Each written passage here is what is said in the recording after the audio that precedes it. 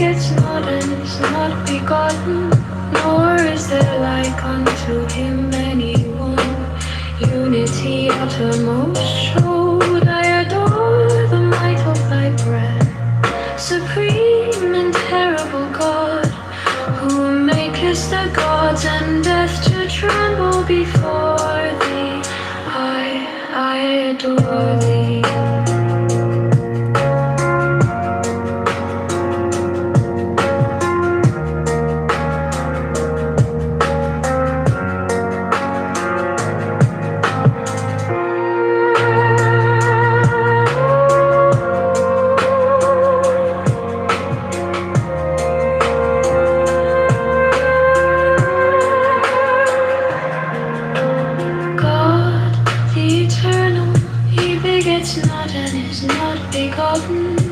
Nor is there like unto him anyone. Unity uttermost showed, I adore the might of thy breath. Supreme and terrible God, who makest the gods and death to tremble before thee, I adore thee.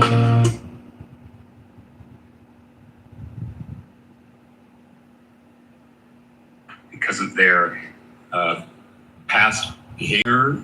I mean, all of those things are going to be new in this system. And so to try to use... All right, my question is, it's a good question. How about when me and you, if we do meet up, we go to a Yahoo restaurant, we dine and dash, and when they ask me for the tip, I tell them, sorry, I'm not circumcised. That's funny, but I think so they would get it, though. Rabbi. Illumi. Yeah. If they were true Jews, Rabbi, they wouldn't even let you get close to the door. I do think it's interesting, Illumi, that you saw yourself through the eyes of, like, through the experience of the Jews. You're like, oh, this is what it's like to be in exile, you know? I mean... When did you start to see yourself that way? I've always, whether via Palestinian education, religious understanding, or American education. Did you learn about the Holocaust in Gaza? Probably not. Yeah, we are taught about the Holocaust. We're taught about World War II. We're taught about... No, we acknowledge the Holocaust. We just, they don't really mention the numbers. So, you know, there was, they talk about a genocide, so it was a Hamlet Ibada, so the Yahud Oroba, and so this is mentioned. And then I think there's an estimate given, like figures talk about and something, but you know, I think the 6 million number became more apparent with like MTV and the Seven Heaven Club or all that. We had dish, we had satellite, so I was able to pick up that. And that has been, so I grew up watching MTV, and I'm talking about that MTV, which still had like the Seven Heaven, whatever club, that old guy, Satan himself in the world, you know, the representative of Satan, whatever that guy is, which I don't think he's dead yet. I mean, someone should go check on that guy. Like, why is he still alive? Okay. Like, fuck, that guy's a vampire. Okay, but like, okay, Illumi, if you feel the sense of kinship with the Jewish people and their experience and their trajectory, like, why do you still, like, how do you square that with your sort of apocalyptic fantasies? You're confused. You view Judaism as this people and whatever you kind of pseudo-manufactured. The way I see this is tradition of believers where this people kind of have corrupted a tradition, and it's all about recovering. I don't want to get into that. I don't really care about the tradition or what Jews are, but you identified your journey in exile as... Yeah, I'm in exile. Through this prism of the Jewish experience and their history, right? So how do you square that with your apocalyptic fantasies of rapture and destroying Israel? You want to hear my synthesis? Like, I've already synthesized. Yeah, go for it. So I view us as Israel. So you're not Israel. I'm Israel. So I am Israel. Israel is to struggle in the mission of God that is meant for the Holy Land, that is to usher all of humanity into the kingdom of God era, where the Sharia is prevalent, just like as the current global order is prevalent in that sense. So I believe that is to take place. And prior to that, there are going to be a few signs, and that is one of them is this fifth exile. And I believe we are experiencing the fifth exile as people indigenous to this land, as a Southern Levantine. This is an exile. So I've been exiled. You know, who's been of my lineage all the way as this far in the world? I'm the first in that sense. Do you think the Jews were exiled by the Romans? I think there were, historically speaking, there were Jews all around the Mediterranean prior to even Pompey showing up in Judea. So, you know, this is refusal to accept the historical academic narrative, is to refuse to acknowledge as a Jew that there were Jewish communities, vibrant Jewish communities, all around the Mediterranean prior to even Pompey. It's also ignorance, a refusal to accept the historical academic narrative, is that the Hasmoneans are the ones who brought Pompey, and that there was a Jewish civil war, a Hasmonean civil war. Prior to that, there was the Jewish civil war. So, you know, the Jews have been at war with one another, with their own bureaucracy, their governing system, and it's been switched multiple times. And so, and not only that, but they went, and they're the ones who called upon a genocidal maniac like Pompey to come and arbitrate over a civil war that has led to the death of, you know, tens of thousands of believers, technically speaking. So this is a disaster. You could see why God would punish any community of believers over this action. So this is how I see it. I don't see it as, and so Christ came. How do you square that with your friendship with many Jewish people on this app? Friends. I don't know. Are we friends? I Do you feel like? I'm friends with him. Are you friends with me, Rabbi? I guess people take friendship as like such a very light thing. They mean like cordial. Yeah, we're cordial. Okay. Yeah. All right. Well, I hope when you go in there, when you listen, I hope when So you that's what friends are for. They're in times of need and all that. Illumi. So that's how I identify as a friend. All right. Well, when you move to Gaza and when you join the warriors, you brave warriors who siege Jerusalem, just spare I'm my too sister smart. and my niece and I'm nephew. too smart for that shit. No, that's Okay, over. we'll just put in a good word for my sister and her that's over. There's no reason to go back to that era. That era is done for. We're in an era where Gaza is no longer going to be sieged. We're back to early 2000s again. So it's going to be open, and who knows, eventually the Israelis are going to have to let Gazans access Israel proper for work. I mean, if they don't, who gives a shit? That's all you want at Illumi, is that they get to go work in Israel? We as Gaza, we are more than happy. Is that the glory you want to restore? That just your dad can, people like your dad can work in Israel again?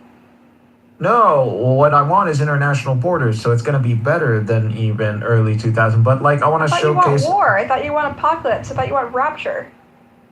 No, you're asking me where we are eschatologically and what I have understood from my religion. I'm looking at the literature of the people of the book. So you separate that from like the immediate future. Why do you continue to interrupt me when I'm the understanding? Like I don't know. Like it's just like if you hate a Buttercup.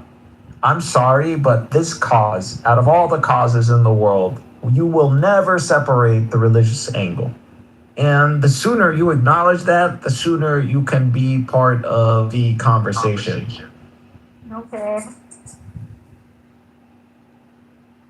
I will take your word for it. But It's the facts. I'm sorry, Buttercup. It's the facts. No one goes to that land and suffers all this nonsense and doesn't have a religious bone. Like, come on, this is just nonsense without a religious theme taking place to make it all make sense. Listen, I'm not claiming there's no religious element. I'm not one of those people that says it's all political. Okay, so you understand that whether it's Jews, whether it's Muslims, and Christians, to their own desire, wish these events to be of meaning and ushering in the kingdom of God. This is not the end times. We're talking about the rule of theocracy as a global order under a benevolent monarch. All right. Anyway, this has been really interesting conversation. Thanks for sharing, being so open with us. I really appreciate it. What, you gotta go? I kind of have to go to sleep soon. Can we still get the room going? What do you say? Can we still get Yeah, the you room want to going? stick around, Illumi, and hang out and tell people about your... No, I want you to hang out as well. I mean, it's Saturday. Why? Because I'm your why don't friend, you right, wanna hang Illumi? Well, I mean, you're one of the most sensible honest, voices you love on me. Clubhouse. I love What'd you say? you, Buttercup. Thank I love you. you. You're What the welcome. hell is Aw. this? What the hell See, is he this? does have a soul. Amos's coexistence rooms are Oh my working. God. There is life in his heart yet. It's the power of Amos's rooms, the coexistence. So what do you want to talk about, Buttercup? Anyone else? That's fine. Go on. I said a lot. I mean, Jindib is a West Banker. He's also been around. Yeah, I was over there. listening to your experience being a student in Gaza, and you went over a few things. Of course, we have had a different, totally different experience in terms of schooling. It's similar in terms of the teachers, status in the community, in the society. That's in days past. That's no longer the case. And the curriculum, you actually caught up with the being taught the Egyptian curriculum. What does it you go over in terms of schooling? Of course, yours is a very particular and special case in terms of you being an American. But that's for Gaza. But there are many Palestinian Americans who end up growing in Palestine and the West Bank and Gaza. But the back to the curriculum, I recall the curriculum was the Jordanian curriculum at one point, but we also most of the curriculum was run by the Israeli civil administration, where history was never taught, the word Palestine was never mentioned. We were never taught any of the stuff about the whole issue of Israel and so on and so forth. Interesting. That came later, because the entire curriculum was actually managed or run by the Israeli Department of Education. So the books actually had Oh yeah, Illumi said that when there was Israeli books when he was really young. Right. Yeah. So. Jindib, what did you make of Illumi? What I find really interesting about this period in Illumi's life is they came after Oslo with this. There was all this optimism and hope, right? And then slowly watching things fall apart. You probably had the same experience watching things. Yeah, I mean, those years were those years. I mean, I don't know if we were extremely naive, but they were very hopeful years in terms of the, people actually believed there is a path forward at which there was some freedom of movement for people. Things started to get different, to look different, to feel different. Less dangerous. For a short period of time, things, people were very, very optimistic. You started to see, Palestinians who lived, outside of Palestine start to come back and invest money and, setting up companies and building. And so there was an extreme sense of optimism that did not last for too long. But there was that feeling, the feeling of being hopeful. People traveled. We used the Ben Gurion airport more often. It just had a different sense of things. But then, just a couple of years into the thing, we started to realize that this ruse is not going to last. And then we started to deal with this new system of the so-called PA and the Palestinian government and who they brought in. And we started to take a peek at who those people are and how they functioned. And we knew, but at least I knew where things are, in which direction things are heading. Then, of course, the Gaza split and the Hamas, the dealing with the Hamas people and their rise to power, and the history that we are all familiar with, Dahlan and the coup of the Hamas people taking over Gaza, and things started to go kind of south from then We had on. like 5 or 6 years. I think around 2000 or so is when it started. It was clear that it is over. Yeah, When Ariel Sharon came in. It's all right. such a tragedy. And we started to feel that Israel is not really interested in the whole idea of so-called, the peace process. We kept hearing this term, the peace, the process. They made peace as a process. What is we started to ask questions like, a peace is supposed to happen. It's not to be supposed to be a process that is an ongoing, non-stop, Yeah. for The process forever. is And still like going like on he said, 20 when years later. Sharon came by and he had, they always wanted a plan to torpedo the whole so-called process.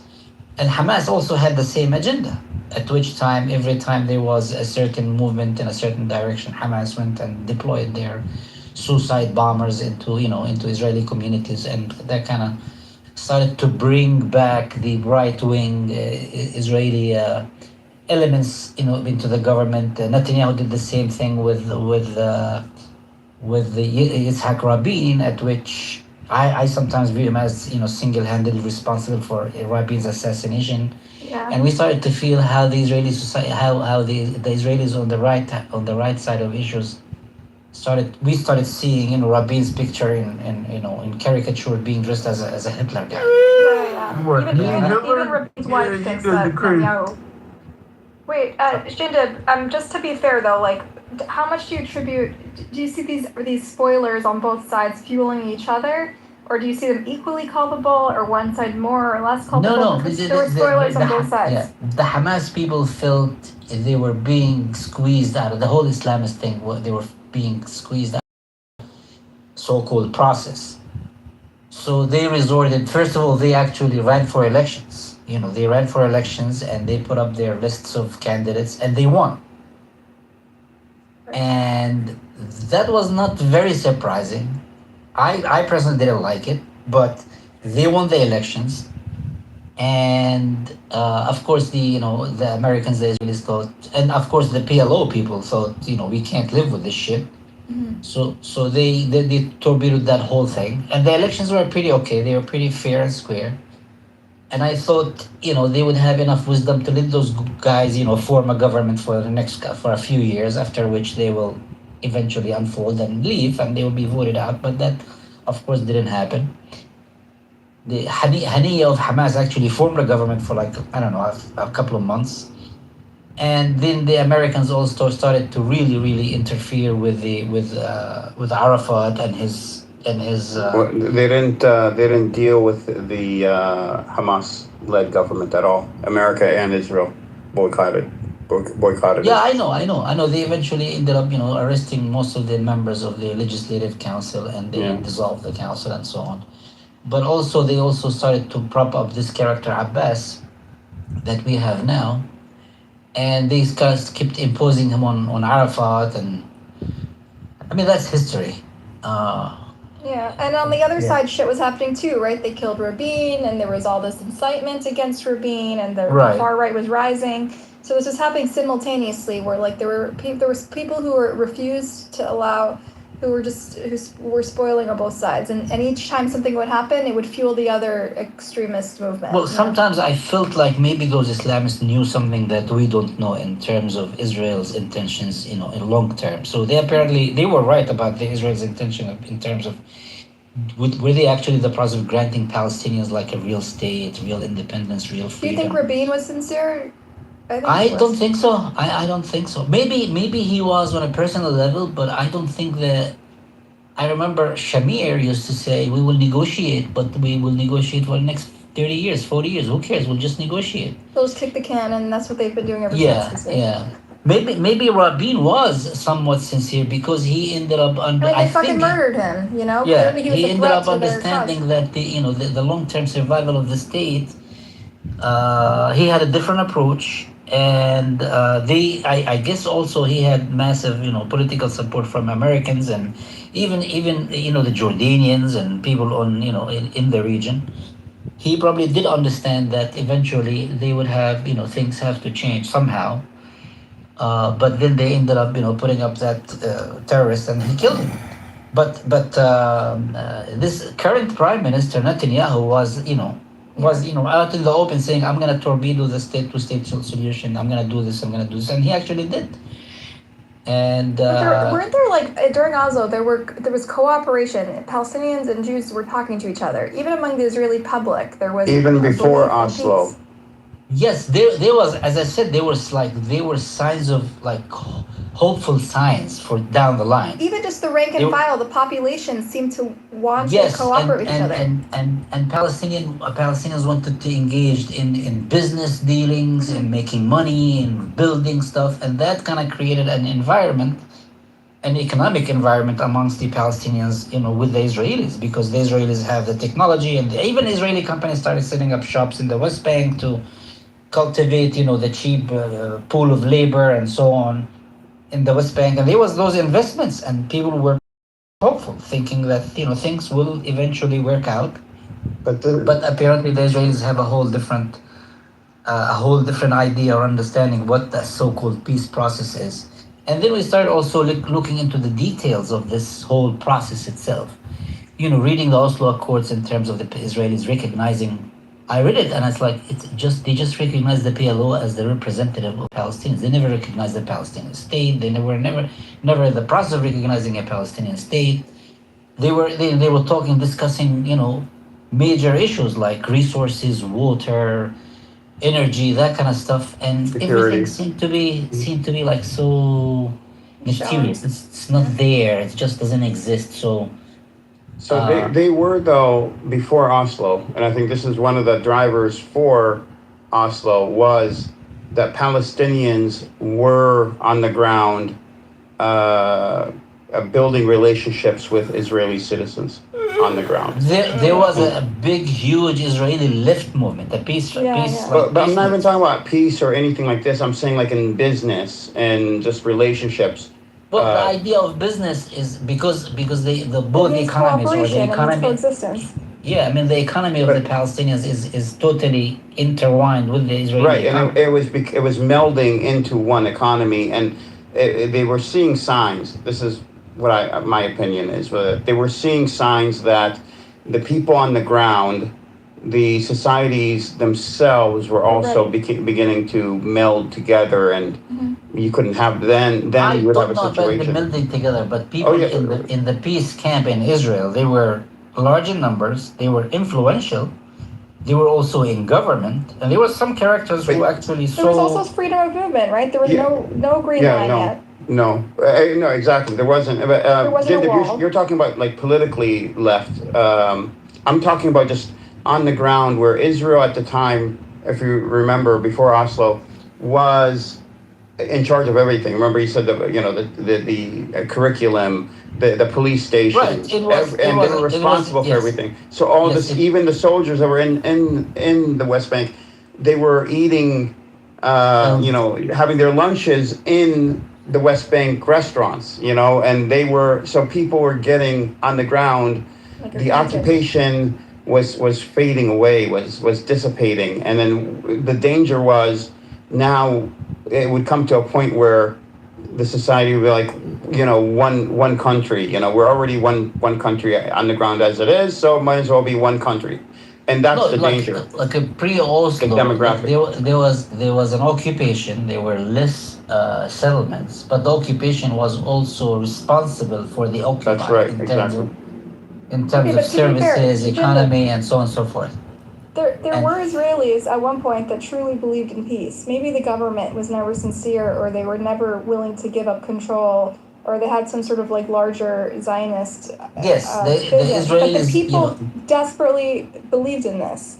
Yes. I knew these people. They believed in Yes. it. There was a time Yes, when there, Israelis yes, believed there in it. was. Yes, there was. And I think they were very marginalized because of both the intransigence of both the Islamist Hamas and the Israeli right. Yeah. Because kind of Hamas made sure that this so-called peace process does not go forward. Is it? I asked myself, is it because they knew what this process is about, or they also felt that they're gonna be extreme, like very marginalized. They're just gonna be irrelevant down the line. So to keep themselves, playing a role in within the Palestinian society, they started to engage in those, in those actions. And of course, the Americans and the people in the PLO never wanted them to be part of the Palestinian society, or the politics not to be part of the Palestinian society. So we started to see this split within the society itself, in which families will be, are you Hamas or are you PLO? Are you Hamas or are you PLO? And they actually planted the seed of division within the society itself, based on the idea of supporting either Hamas or the PLO.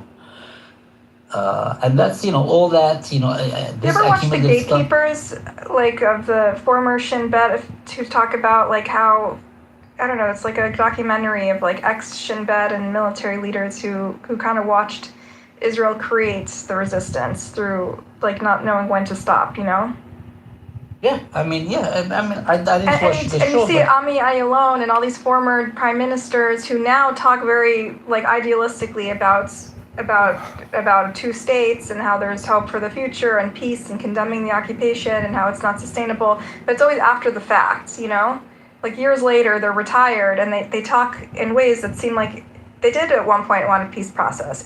When they're ruling, when they're governing, they say we have to be pragmatic, we have to keep people safe. And then after the fact, they become like the most virulent, loudest voices against the occupation, against the genocide, against the brutality in Gaza, right? right, but these because they are politicians, they want to stay in the seat of power, and they play to their domestic people, I guess. But maybe they didn't have breathing room also, because every time they tried, Maybe. then something would happen, and from the Maybe. Palestinian side, and then how could they explain to the people how they're giving back land or being lax, and being weak?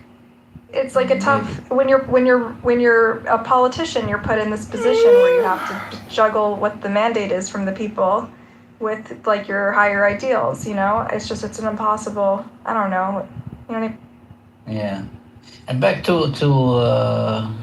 Ilomi, I guess, back to the Gaza Strip. I mean, the Gaza, that's where the PLO started, sitting root, and that's where Arafat came in, right? And I remember how much money was pouring into the Gaza Strip. I've had friends who invested millions of dollars buying property in Gaza, trying to develop and build build hotels and build projects and so on and so forth. And that all of a sudden, came to a halt, and they lost their investments and they lost their money. And then we started watching the corruption of those characters who came in through after the Oslo Accords. They came from Tunisia, and they came from Lebanon and from other parts of the Middle East, and they felt like some people who were from like some other planet. They were corrupt, they were hungry, they were just not up to par with the way we lived as Palestinians, because we lived under a brutal occupation. We were not looking for to get rich or be corrupt. We just kept our head down. We just farmed the land, kept the land, and things were just stale, or they stayed the same for years or end. And all of a sudden, those characters who come in, and the PLO started to set up their security apparatus. And I actually remember talking to a kid who was just enrolling in the security apparatus of the PLO, and I was talking about Arafat. And I remember him saying, like, you have to say, His Honor, whatever, the president of Palestine. I said, like, who the fuck are you? Like, why am I talking about Arafat? Is just another character to me. So they were setting up this new system of government that is very similar to those, other Arab governments. And there was a character the Americans sent into the West Bank, Dayton. His name was Dayton, General Dayton, who was a CIA operative, and he was setting up this entire government system, and the whole system was concentrating on how pretty much to be they were training people how to fight terrorism, how to do this stuff. But if eventually it became clear he's setting up just like any another a little dictatorial police state within the Palestinian population, at which you cannot criticize the upper echelon of power. You can't say anything about the leader of this government. I literally was talking to the kid, and the kid like, why are you talking about Arafat like this? You have to say his honor or whatever it is. I don't know the word. Wow. Rais. Really? Yeah. Yeah, he's like a young kid. I was like, go fuck yourself. Who the fuck is Arafat? He's just another Palestinian, because we don't have this shit amongst ourselves as Palestinians. We did not experience living under a dictatorial Arab regime. Like, I know how it feels to go live in another Arab country at which you cannot discuss the king or the emir or the queen. You can't talk about them in public, because if you do, I know you're gonna end up being hauled to jail. We didn't have those feelings, so all of a sudden we started to feel, oh, there's a new government, a new dictatorial Arab government that is being brought in, and they are training them in all those dictatorial methods. They like elevated him above the people. Say it again? He was like elevated above the people, like he. Right. Well, not him particularly, but we started to feel that this system that they're bringing in is just a very typical Arab government system. Just like another dictatorial system that they are implementing, and they were training. They were spending the money. They were also putting up roads and doing infrastructure. New roads start to come up, all with this USAID money. And things started, the geography of the place or the topography of the place started to look different. People started to be, able to go to their lands, and new roads were being, laid down. But by the same token, we started to also feel how corrupt those motherfuckers are. Those bastards are. And I used to sit down with people, and I see like they are engaged in some massive, immoral shit when it comes to money, and the way they saw, an opportunity for themselves to enrich themselves and, pad their pockets doing some crazy stuff. Like I used to, I would sit with the district attorney of a town, and at night he would be operating like a nightclub. That's the kind of shit that we had. And I was like, who the fuck are you? Like, how did you get to be, an influential person? You're a young guy. Oh, because my family knew so and so, or my family is related to so and so. So I was appointed to this position based on my, my father's connection with Arafat, or with my compiler's connection with somebody else. And this is the guy who was supposed to be, carrying out the laws of the land. And at night he would go operate some nightclub that had nefarious shit. So our society started to get an infusion of something that is different, that we're not used to. Hence, sometimes the Islamists would look at this and say, what the fuck is this? Like, why do we have this corruption? Why do we have this stuff? Although the Palestinian society is a somewhat conservative society, but it's a liberal society in many ways. We do not, in general, do not subscribe to, religious ideologues in general. But that's another story. That's another topic, probably.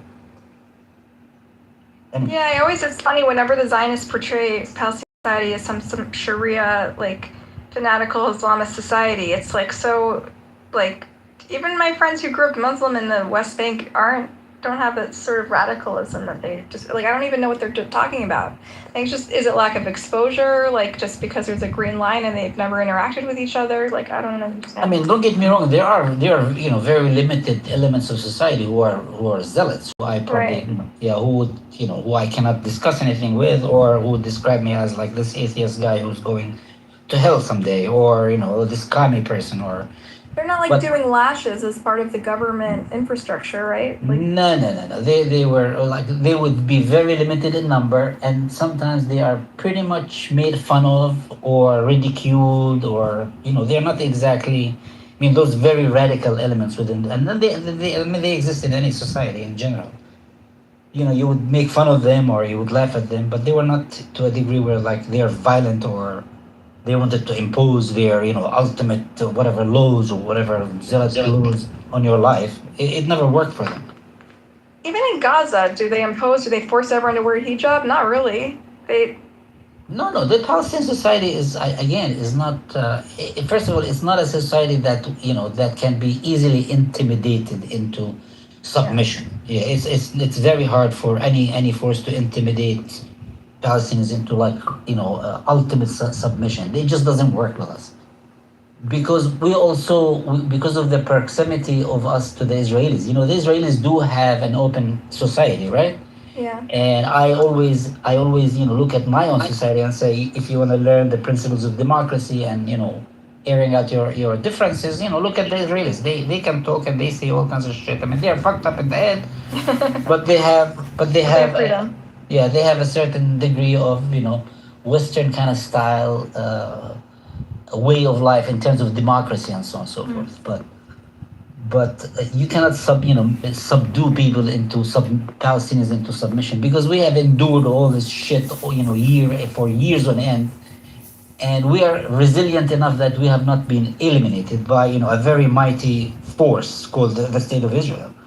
They haven't been able to actually get rid of all of us, not yet. I mean, they haven't succeeded. They tried, but they haven't succeeded. So it's so interesting. Illumi sees all these parallels between his experience being exiled over and over again and the Jewish experience, and I see in the Palestinian there's so many parallels between the survival of the Palestinians and the exile and the Jewish experience, and yet they people on the ground can't see it, Like, if anything, this should be a point of connection. Yeah, but I'm backing it up because there are events that are taking place that I believe resonate with the eschatology. So when I tell you eschatology aside, though, people should understand. There's a concept called fifth exile.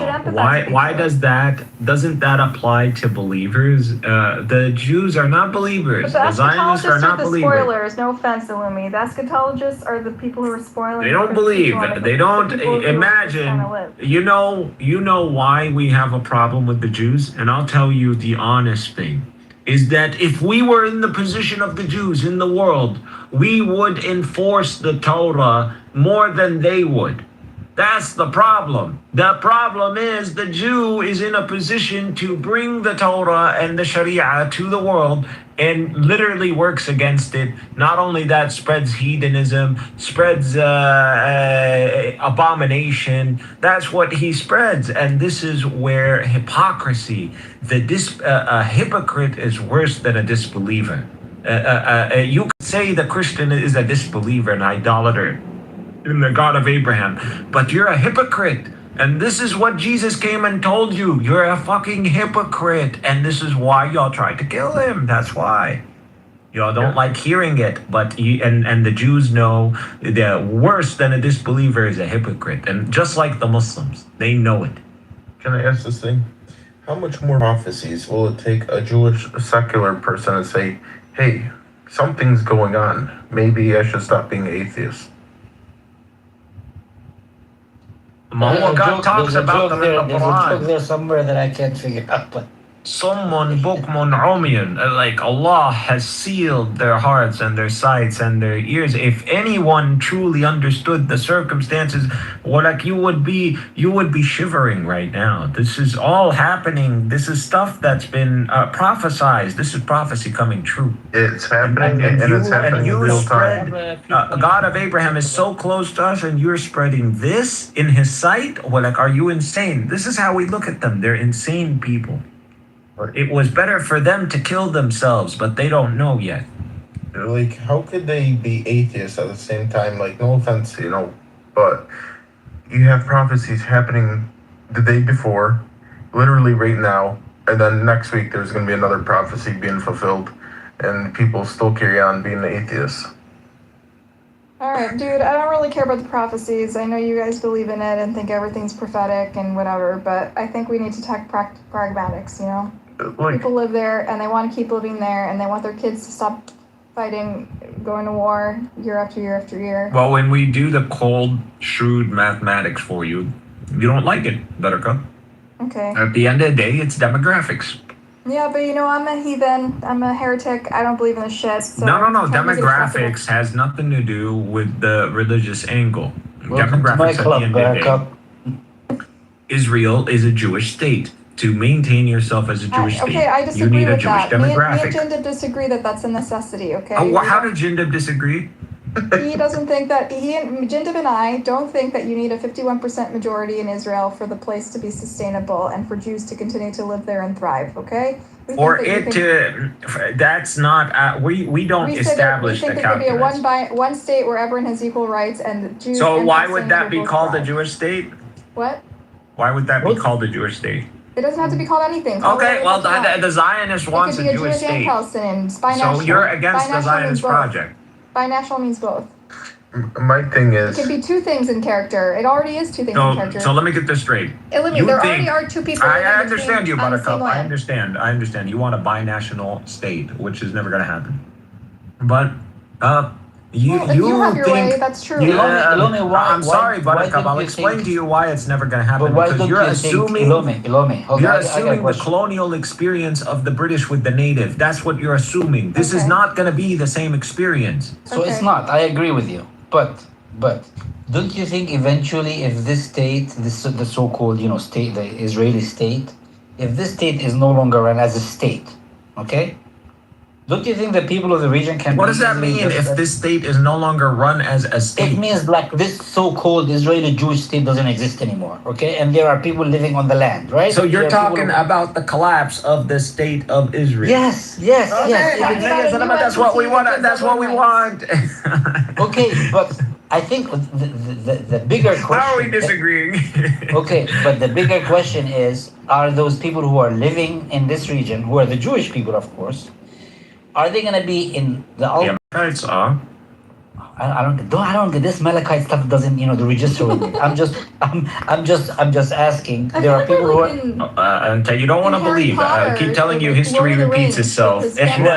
Fine, repeat itself. Jindid, till this day, they don't know who the sea people are. Wallahi, in 1,000 years from today, they're gonna be wondering who the hell were the Zionists. Wallahi, history repeats itself.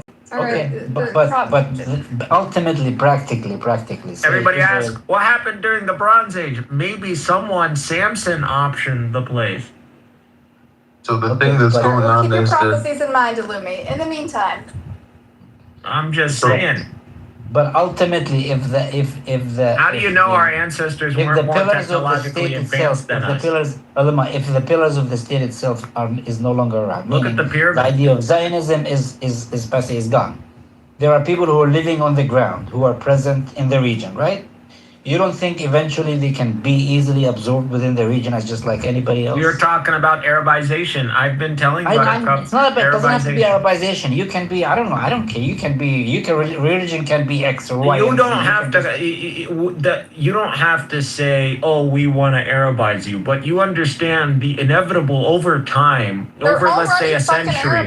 They already eat your food. Okay, you're just proving my point. They fear that. They hate that. Don't you see they want to remove the Arabic from the streets? No, they don't hate it. They love fucking falafel and shawarma. They love the food, but they don't want to call it Arabic food, or they don't want to call it Palestinian food. They don't want to call it za'atar. They want to call it they love their fucking spice thyme. No, they like the word za'atar, I promise. Okay.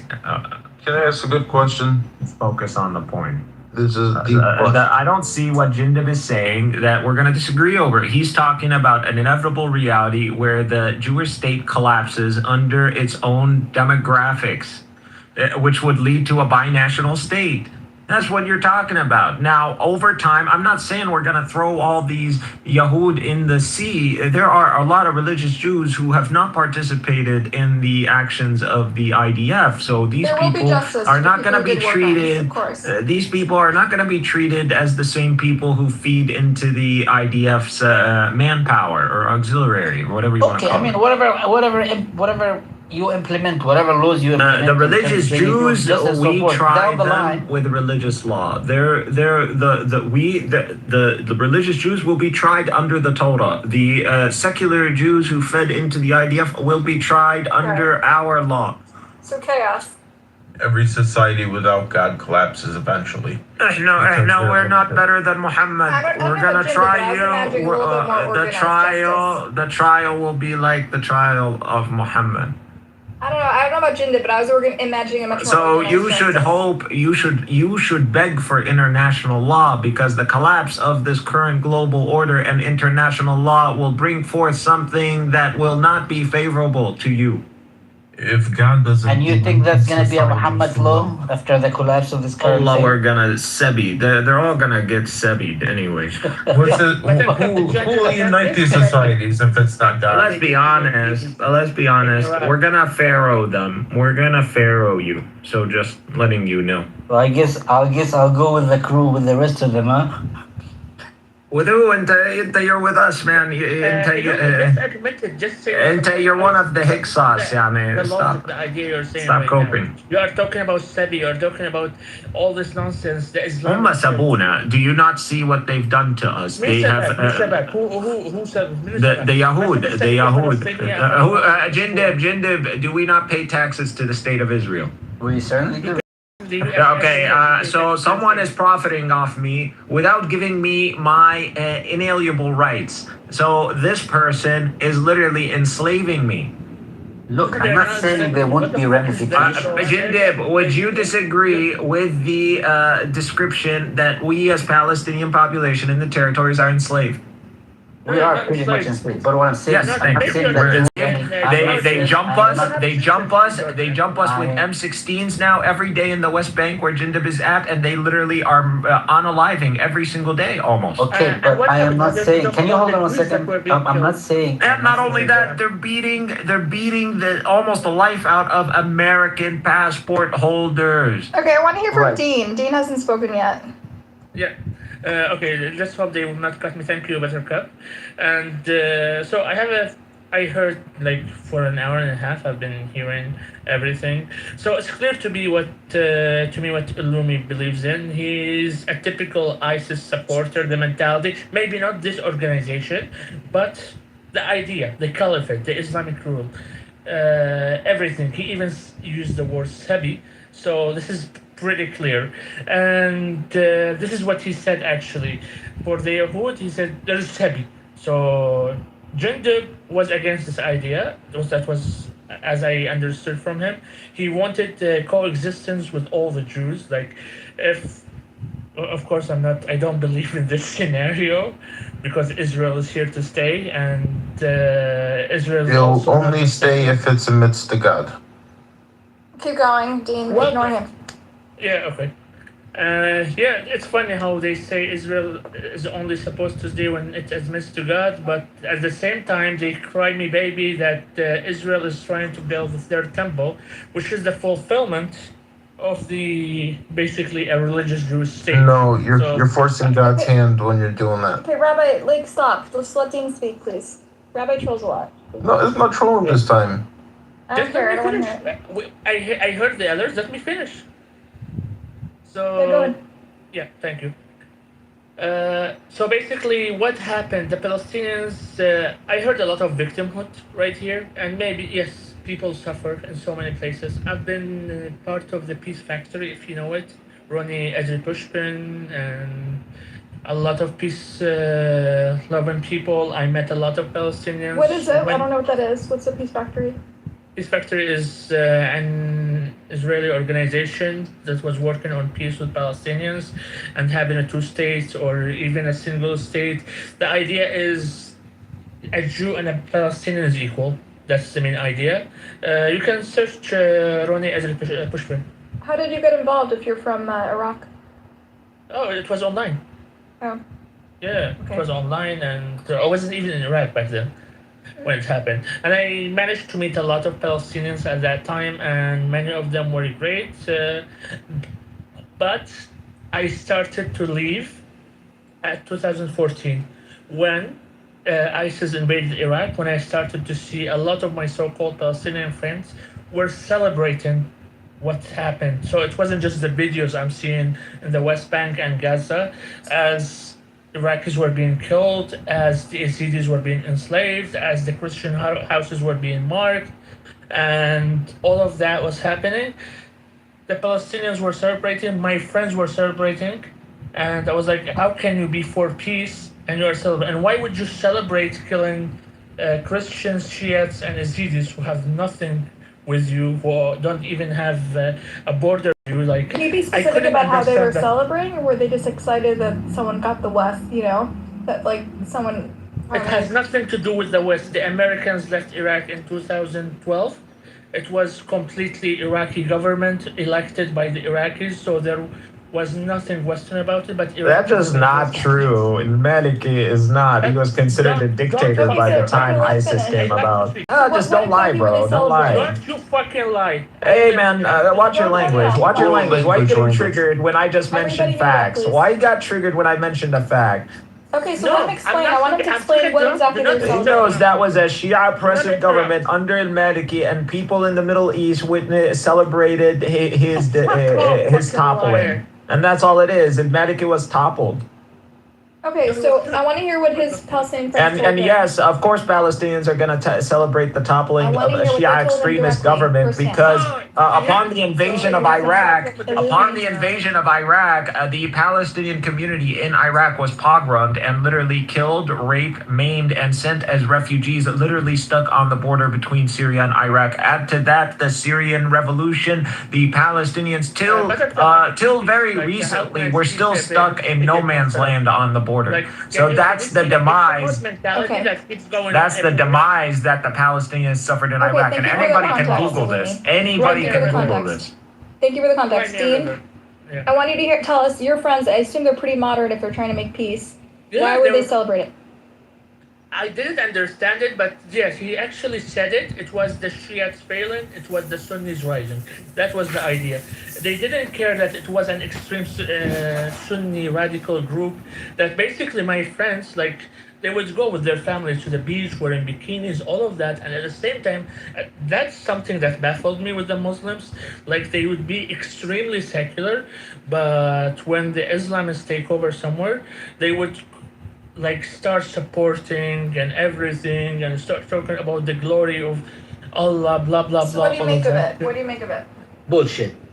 And you see your understanding of things to be extremely shallow, by the way. Very shallow. This is my experience with them. Whatever your experience is, you're articulating in a very shallow way, and your understanding of issues seems to be very shallow. You just give it up, Shia, Sunni, Christian, Palestinians celebrated different Christians and Shia. Bullshit. That's correct. That's the thing. The Yahud will say anything but the truth. Well, I'm actually not just Yehudi, just so you know. So, shut up and let me finish. Not just Yahudi, not just. You're telling me I'm a Yahudi. I said, get out of here, bro. He's probably a Moloch as well. Yes, this guy sounds like he's full of it. You're so full of it. Yeah, it's just like I want to be part of this. There's no shekels here. Let him speak. Guys, enough. Let him speak. He had an experience, and it sounds like, Ulumi, you actually agreed with him about the perspective of Palestinians and root. I didn't, not in the way that he described it, but yes, there was, again, I'm telling you, this is like prior to even ISIS actually knowing what it is. There is a Sunni revolution that took place in Iraq, and a lot of the West tries to hide this under ISIS and extremism or Islamic extremism because it wants to showcase, because they want to hide the failure of the American campaign in Iraq. That's what it is. They want to hide the failure. We want to get divorce perspectives on this. Dean, this is his personal experience. You shared your personal experience. I didn't share it yet. They're not letting me share anything. He's cutting me. He literally said... Look, we let you go, bro. You spoke, and then Jindib responded, and then I responded. Why are you complaining? He told half the story. Let's finish the story. He was shocked by his Palestinian reactions. Go on. Yeah, so that was one thing. And one of my friends was actually a bit... He didn't like support or not support. And a lot of people were like in his page and supporting it, and they were telling him, why aren't you talking enough about what's happening there? And there was someone who was really radical, so I commented on the radical friend. So my other Palestinian friend, who has the main page, he messaged me and he told me, please don't reply to them. But you are seeing this is terror and everything. And he was like, yeah, I know, but what can we do? This is a mentality we have here, and we have a lot of it. So even he acknowledged it, and he has to be neutral, as he told me. He has to be neutral. Like, he wasn't supporting ISIS at that point, but most of his friends, his cousins that were living in Jordan and the West Bank, were supporting it, and they were tagging him, and he was basically silent in the celebrations and everything. He wouldn't support it or anything, but I witnessed this basically after that was part of the Peace Factory, because without the Peace Factory, I wouldn't have this exposure with them, because I had limited exposure as a kid with Palestinians, and basically they were diaspora and not really involved in politics. They were in the Gulf, so the Gulf region, they don't really go deep into politics.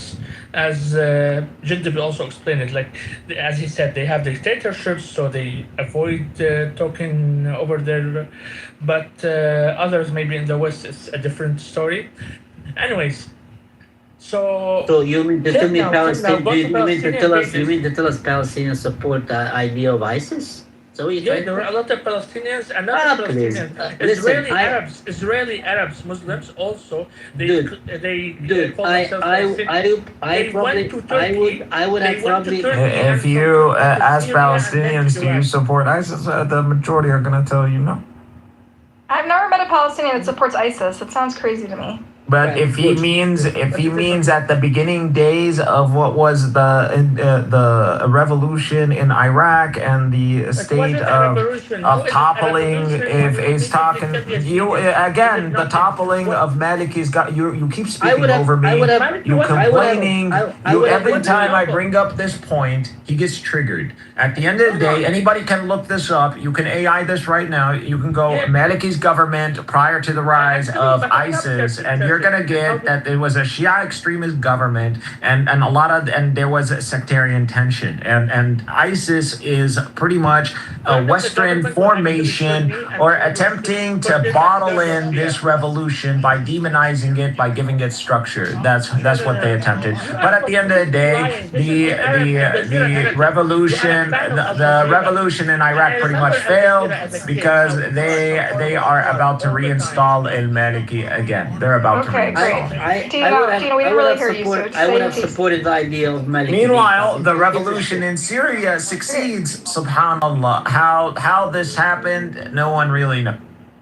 Okay, listen. There were strange bedfellows when all this was going down, right? Like all these. Okay, Jindab, you wanted to say something? At the end of the day, you can cry about ISIS all you want, but here we have Ahmed al-Shari ruling over Syria, who was affiliated. If you don't care about other people's, and he's shaking hands with Trump and top world leaders and Putin and all of that. So, this scare tactic of ISIS and all that disappeared out the window when Ahmed al-Shari for Syria. That disappeared. You like ISIS, No. I refuse to continue to be demonized by the term ISIS or by what ISIS is or Islamic extremism or the notion of it. There is no such thing as Islamic extremism.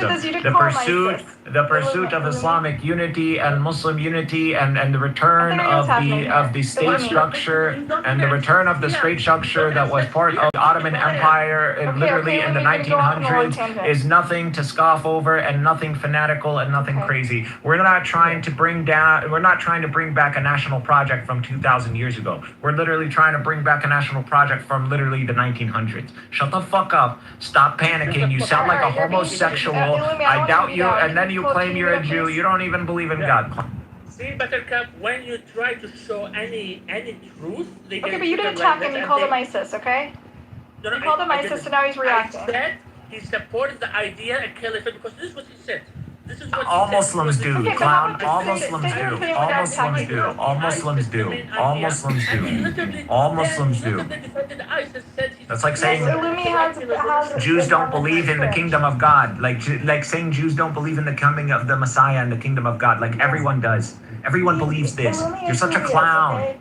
We don't need to identify what he is. We all know. He's a clown. I know. You're like we all know what Illuminati is. And I'm a Jew. I'm part Jew. Look at you're a dirty Iraqi. You're a dirty brown Iraqi from the desert. Fucking sand comes out of your ass. Sorry. You can come back up when you learn to behave and not insult people's race and identities. Go ahead, Dean. Gosh. this is like exhausting. I don't know how you can handle But literally, it. don't attack him. We all know what his views are. They're very extreme. He believes in eschatology and fucking end times prophecies. Who cares? Move on. Next. Yeah. Sorry, I kind of forget what I was like. You were telling about your Palestinian friends who you were surprised by their political shift. Oh yeah, that thing And you was made the happening, jump that they support ISIS. Do you think yeah, and then there was Palestinians support a main ISIS? page, a group was. I basically screenshot everything at the time. There was a main Gaza page. It was day and night talking about Iraq, what's happening in Iraq, and basically glorifying what ISIS were doing. Even when they started to kick out the Christians and the jizya, all of that happened, and then the massacre against the Yazidis, the genocide that happened actually a few days ago. It was the memory. There were actually two genocides, one on 14th of August, and the main one, the invasion, was on the 3rd of August. And yesterday there was another one, basically multiple explosions that targeted Sinjar, the stronghold of the Yazidis, in 2007. I think in 2007, it was in 2007. And even then, a lot of Palestinians in camps celebrated because at that time they said it was a revenge for a Muslim girl that was killed by Yazidis. So there was this propaganda that was spread at that time that there was actually something bad happened, and the whole Yazidi community condemned it. There was a girl that basically ran away with a Muslim. Excuse me, but does Pepe ever stop taking Adderall and ever stop talking on this app all night long, all day long? Is anybody else out to have Pepe fatigue? I've got Pepe fatigue. Okay, so continue. You know how he says he's got black fatigue? Well, I got Pepe fatigue. Yeah, I mean, I can picture them saying a lot of this stuff. At the end of the day, if you look at some of these DSA activists have said on I'm sorry. video conferences, Well, Dean, so you had an experience with your Palestinian friends on the line, and then you saw the way some Palestinians bought into some conspiracy theories, right? Like people who come from low-income backgrounds, often many marginalized communities are susceptible to conspiracies and rumor, right? Like these type of. And they always like start shouting Allahu Akbar and glorifying their success. Whenever Well, Allah Akbar is just God is consider great. it Is there as something well. wrong with God being great? Yeah, but like when you are killing others. So Allahu So Akbar you're is saying the murder. Palestinians do that? We're talking about Palestinians, not ISIS. Yes, I'm talking about Palestine. And actually, there was. I will go back to what Illumi said about the Palestinians being kicked out of Iraq. It's actually, I went to the camps that were in Syria and Jordan. At that time, I was sympathetic with them. But I started to hear also the stories from Iraqis, what happened. Those Palestinians were actually part of Saddam's elite units. They were actually part of the massacre Saddam was committing against the Shiites and Kurdish populations in Iraq. So basically, they were the secret police, the Gestapo that Shut the fuck Saddam up. had. Shut the fuck You up. shut the fuck up. You shut the Everybody fuck knows up. it. You sound like a Everybody fucking. knows it. He called you a clown like you're real a food clown too. You're not just a clown. You're a fucking it's less sure, clown. dude, Okay, shut so the listen, fuck up. Jindip is Palestinian, let him respond, okay? Shut the fuck up. Come on. Just stop Jindip, fucking lying. without, just respond to his claims, because listen, There's nothing Jewish to people respond also- to. This guy is a fucking clown. He's just a fucking clown. There's nothing to respond to. There's nothing Listen. to discuss with this guy. Okay? It's as simple Okay, as that. I'm He's just he's a simple-minded fool. That's what he is. you're smearing a whole population because of a few No, this Palestinians. particular character is a very simple-minded fool, okay? All right, Benny, look, that's fine. Benny, you want to come up? Anyway, Dean, you want to talk about your evolution? Yeah, and dude, how you these approach refugee it? camps had women and children. You think these Palestinian women and children were like the Gestapo of the Saddam regime? They were Really? the families. Yeah, Yes, exactly. Yeah, so you punish the families, even if it were true. By the way, not even true that all of these Palestinians were the Gestapo of the Saddam regime. That's fucking bullshit. It's the same bullshit that they used when they said that Hamas was the Gestapo of the Morsi. Hold on. They said that Hamas was the Gestapo of the Morsi regime when they wanted to overthrow Morsi. And people bought that shit. Really, 100 million Muslims and you couldn't find anyone to protect you except for these guys in Palestine? Same thing.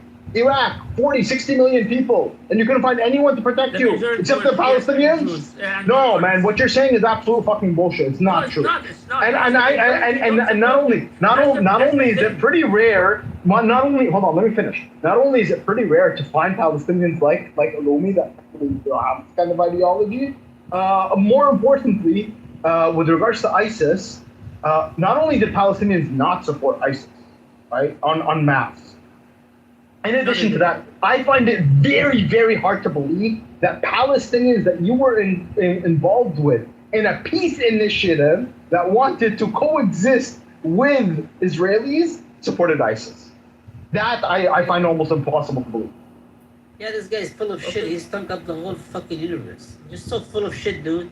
You're a clown. Well, you're full of shit. If I want to make a story, no, you are a fool. You're a lying fool. And you're not a good liar either. Truth. You have your lying skills are lacking, dude. Yeah, because I'm not Palestinian, I can't lie. No, it's just a lie. It doesn't matter what you are. You're just a plain old fool. You're just a fool. You're like a clown fool, like a fool. You're just a fool. You sound like a fool and you're a clown. You're a liar. That's all. But Dean, you're making a lot of generalizations about Palestinians. Based on Did you hear the whole time how he was they were generalizing about the Jews the whole time? Like, he wasn't even saying Israelis, he was saying Jews the whole time. Who? Illumi? The Islamist, yeah. Well, Illumi we know is an Islamist, yes. He has extreme views. So yeah, I even didn't... We don't dispute that he's an Islamist, but doesn't mean... I was basically... Again, you're confused. So his claim, he came in, I'm just bashing him. I know everything he's doing is a hocus pocus, but the claim that, a Muslim believing in the caliphate is an extremist view, well, I mean, that's just the religion. The Muslims believe in the return of the caliphate. Literally, this has been prophesied. If you're a Sunni or a Shia, you believe this. So if this is considered an extreme view and he persists on calling this extremism, then he's just saying Muslims are extremist or the Muslim ideology is extremist, and hence he is Islamophobic, and hence he needs to be treated accordingly. This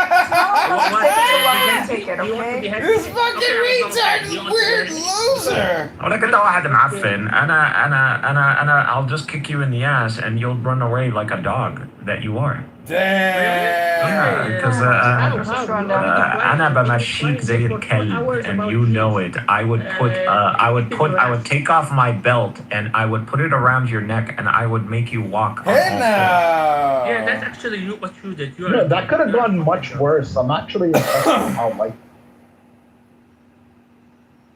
Yeah. I don't think I can continue with this. I definitely control myself there. I understand, no worries. I hear them and I speak, then later they will... Can you just explain to me how you're part Jew? Can you just explain to me how you're part Jewish? Yeah, I just would like an explanation. Yeah, I want the Yeah, he said he's part Jewish. Fine, you guys want him to tell you your story, you cannot interrupt. We're not going to interrupt if he focuses on how he's part Jewish. Alright, Dean, now you've identified with your Jewish roots and you sympathize with Israel. How did you come to this conclusion? Give us the end, the rest of the story. Sorry, which conclusion? I didn't get. You sympathize. You went from trying to make peace and coexistence to sympathizing with Israel and not believing in coexistence, and to identifying with your Jewish side. How did that happen? Tell us a little bit more in short. Yeah, it happened basically gradually because like my heritage is also the non-Jewish heritage is actually Alawi, and a lot of places like in Iraq and Iran we had to go as Shiites and not mainstream Alawis, even though basically you can't convert to Shiism from Alawi. You are considered a Shiite, but if they hear that you are Alawi, you are basically an infidel, and it's a whole stupid, crazy dynamic. I don't even know how to explain this crazy theological things they have. I mean, that's within the same group, and there's this, and he is they're from a different group. So the were you Sunnis. affected by Islamism yourself as your family and your upbringing? Is that why you have No. this I was sensitivity? brought up in a pretty secular environment. Okay. My neighborhood was Christian, Druze, and Muslim. So Did you get along with the Muslims? Wait, like, why do you Druze have in all these Iraq? feelings? Wait, Druze No, in Iraq? I have origins from Iraq. My father's have Iraqi. I was born in Iran and I grew up in Lebanon. Okay? So Okay, so what's your You're experience a with Persian Islamic? Lebanese. Yeah, he's a Persian Lebanese. yeah. انت بتحكي عربي؟ لا هذا من ما عند ينفعش لحد. أستاذ، بحكي عربي بحكي Guys, can you speak American in here? هذا من جيش لحد. هذا من جيش. But Yeah, you get it? Actually, Yeah. he has to be. He has to be. He has to You be. see what I'm He saying, nailed it. guys? But I'm know why- definitely why. sure هذا جيش لحد. I had a feeling. I just didn't want to bring it up because I No, just no, wanted he to say probably, I was he's wrong or not something. actually, guys, he's not actually, he's too young. I'm just saying, like, he aligns with that kind of thing. He's probably What a are they accusing descendant. you of? He's Buttercup, probably a let me tell you descendant. what they're saying. Buttercup. let me No, tell no, you he's not a They're saying that Okay, I'm guys, part pause. I of wanna the hear South him- his Lebanese explain. army, and You're saying you're part of Assad, right? No, we said لحد, لحد. جيش لحد. no, it's the South Lebanese army. SLA. It's like a small army of Lebanese people that formed during the Civil War to support Israel. To defend And they were their traitors, lands. essentially. To defend And their they were lands. traitors. They were dealt with such. Oh, yeah, I they were dealt remember with this. as Yeah, traitors. remember. And then they got kicked And out. they were given A few- refuge, right? A few of them were given refuge in Israel. Yeah, yeah. Okay, I remember this. Okay, go on. And now, by the way, Lebanese parliament, Lebanese government, I think, just passed a law saying that they're allowed back in. And they're going to be given. Yeah, they give Great, him I want amnesty. you- So go back. Yeah. Wait, I want to hear him to respond to allegation. You made an allegation. Go ahead, Dean. Yeah, no, I'm not part of it. Like, I'm too young to be part of that and lived in Lebanon. If I was part of that, I probably would have been lived in Israel my whole life, not Lebanon. So I wouldn't even have. No, I know you're not actually part of it. I didn't mean you are. So how What were did you you say accusing I'm him part of? of Being that? part of the No, I'm just saying like the same ideology. That's it. Like the same way you called Lumi ISIS, I'm calling you that. It's the same. Okay, Yeah. it's actually Yeah. a badge of pride. Oh sure, yeah. It's If you think the most treacherous paramilitary force in our recent history is a badge of pride, then Yeah. go for it, bro. Yeah, it's a Halal, badge of pride. I'm halal. proud of it. This is I have a lot interesting. of friends from them. They were defending their lands. They didn't kill Lebanese. They were. They didn't kill Lebanese? Palestinians. Are you Interesting. insane? Oh, this is interesting. They only tortured them. Dean accused Illumi of sympathizing with ISIS, and Illumi took it as a badge of pride. You guys accused him of being part of this, what's this group called again? LOE or... No. Okay. It's the South. I didn't take it as a badge of pride. Like I he already takes it as a told badge of you, pride, so my the understanding of source is ISIS sticking. is that it is a foreign capitulation of the revolution that took place in Iraq to demonize it, to continue the war in Iraq. That's what it was, to extend it further. That's what I believe. ISIS is mainly, no one knows what ISIS is. Every country that had You're not some into black beheading ops, shit, right? every country that had black ops on the ground used the ruse of ISIS to operate. But Illumi, the beheadings And are as kind you of fucked see up, as you see with Ahmed al-Shadr, he's What about the affiliated kidnapping with a of the specific patriarch? branch that identified with ISIS. ISIS is an ideology that seeks to propagate the caliphate. Now, different groups took on the mantle, and different groups clashed over who gets to hold the banner of this project. But at the end of the day, we got the conclusion of that. Ahmed al-Shadr is the de facto authority when it comes down to Okay, but why are anyone they who so wants to snuff porn? affiliate Why do they with love that snuff porn project. and okay, the snuff headings is a little problematic though, right? With ISIS? Again, all of that, the Baghdadi stuff, that's CIA. I don't believe that was ever all those that was MI6, so MI5, MI6, MI5, CIA. Hold on, We saw the British accents. Hold on, but those you're guys claiming. are all Wait, intelligent. but you're claiming Giuliani is like a victory of this thing, right? But Yeah, he was part of ISIS. He was under Baghdadi. And he was, by the way, and it was his group specifically after he broke apart from ISIS that kidnapped the patriarch in Aleppo. They've done some pretty fucking horrendous shit. Like you can't no, everything is under the shutter. Everything he has. And listen, don't get me wrong. I would still I've stuck for a lot, man. And as an ex-Muslim, I'm telling you this. I would still rather fight with ISIS than Lahad. ISIS is still better than Lahad. I agree with you on that, right? But that does not mean ISIS is good by any stretch. But ISIS is not. You cannot. ISIS and Jabhat al-Nusra specifically. If you want Jabhat al-Nusra specifically, you cannot compare ISIS to Lahad, anyways. As structure, as an organization, they're not comparable. Like Lahad is an army. I'm just saying, like if you're gonna fight for one of them, Lahad is an army. I'm just saying, if you're gonna fight for one of them, I would still fight for ISIS that over has Lahad. officers, I agree that with you on had that. ranks, However, that had general.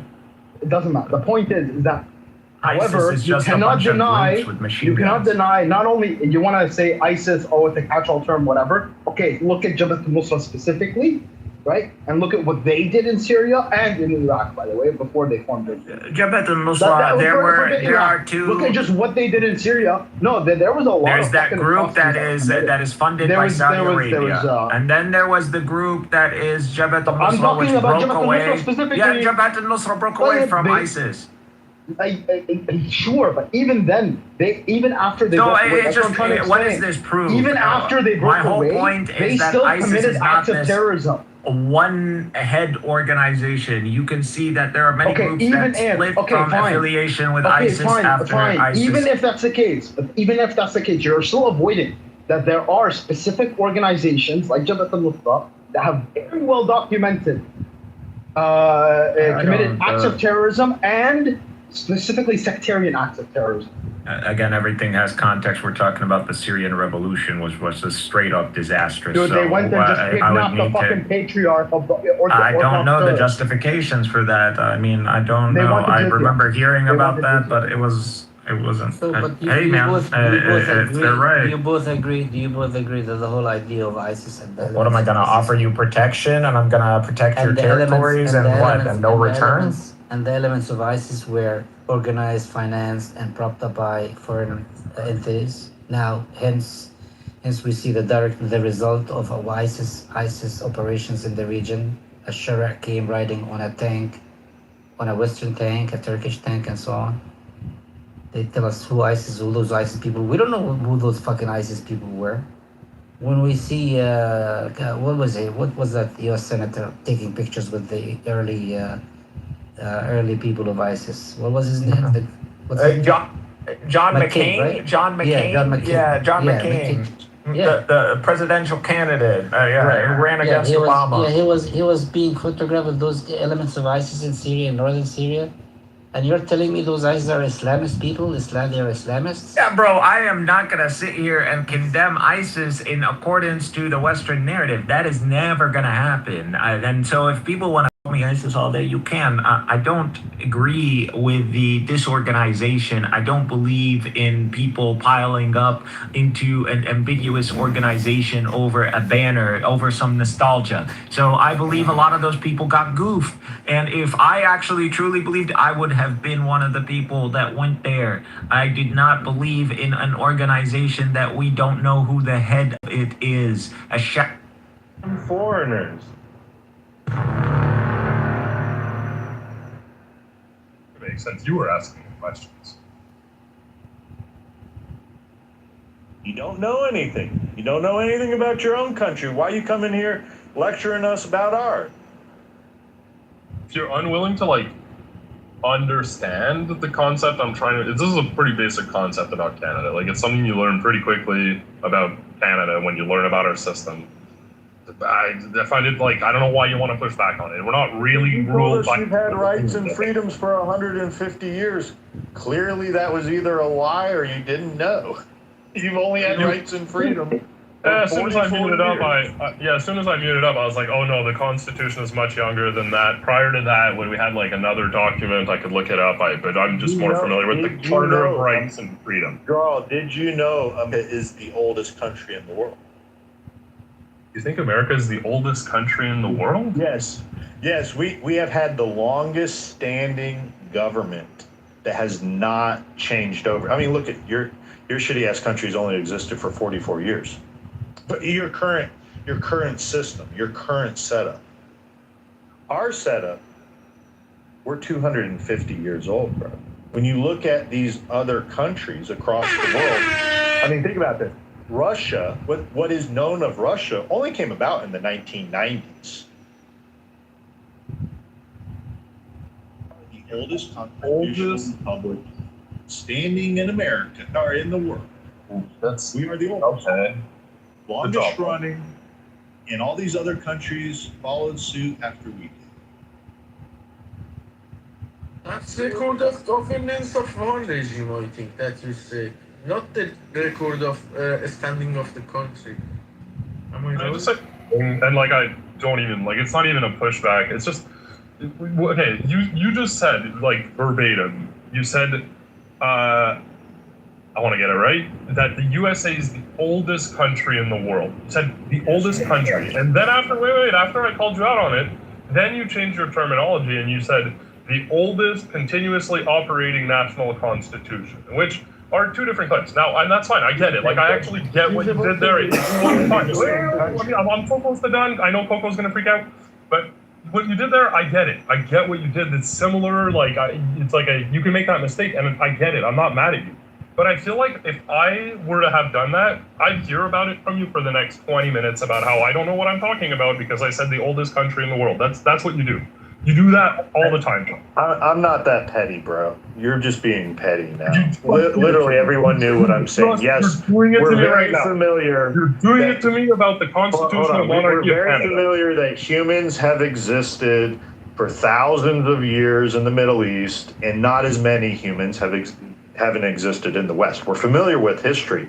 However, I'm explaining to you, in the current standing, in the world we live in right now, America is the longest tenured country in the world.